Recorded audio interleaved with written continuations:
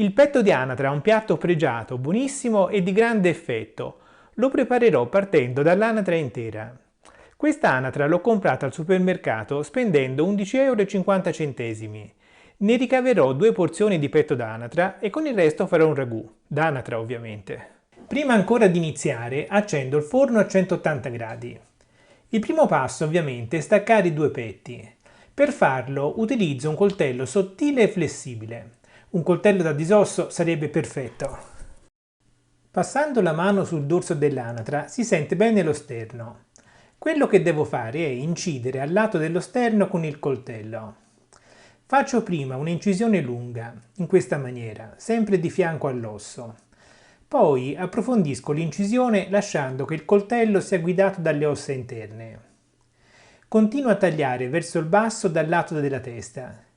Giro l'anatra dall'altro lato e continuo col coltello fino al posteriore, sempre facendomi guidare dalle ossa.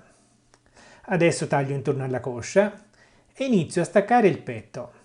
Ormai il gioco è quasi fatto, dobbiamo soltanto finire di staccarlo. Ecco, così, in questa maniera.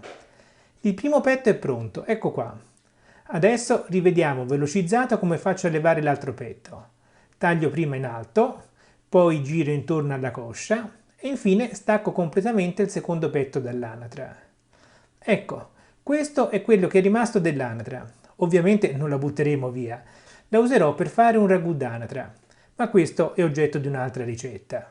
Qui invece ho i miei 2 petti di anatra, ciascuno è una porzione.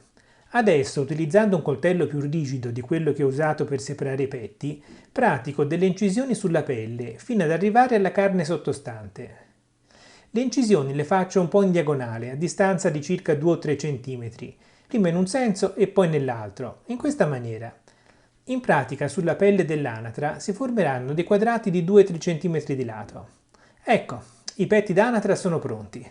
Come si vede sono abbastanza sottili rispetto a quello che ci saremmo aspettati, però cambierà tutto in cottura.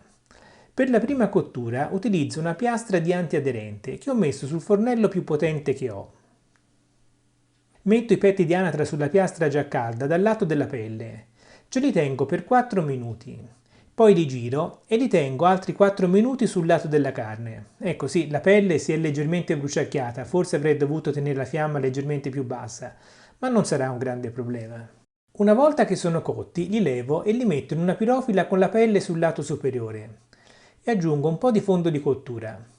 Adesso rivediamo velocizzata la cottura sulla piastra in modo da apprezzare meglio cosa accade al petto d'anatra quando cuoce.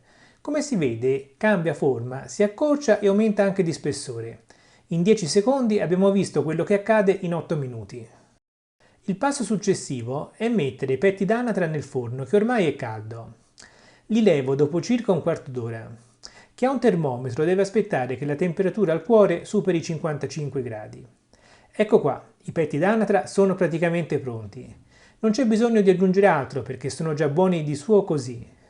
Ho messo delle patate nel piatto ed ecco qua il nostro petto d'anatra, cotto e pronto per essere mangiato. Mi raccomando, va mangiato subito.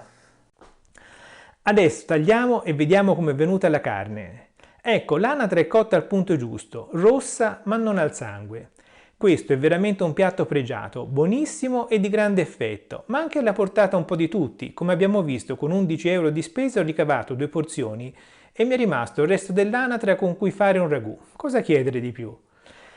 Se questa ricetta ti è piaciuta, clicca mi piace e non dimenticarti di iscriverti al mio canale cliccando qui. Attivando la campanella riceverai le notifiche dei prossimi video. Grazie per la visione e alla prossima!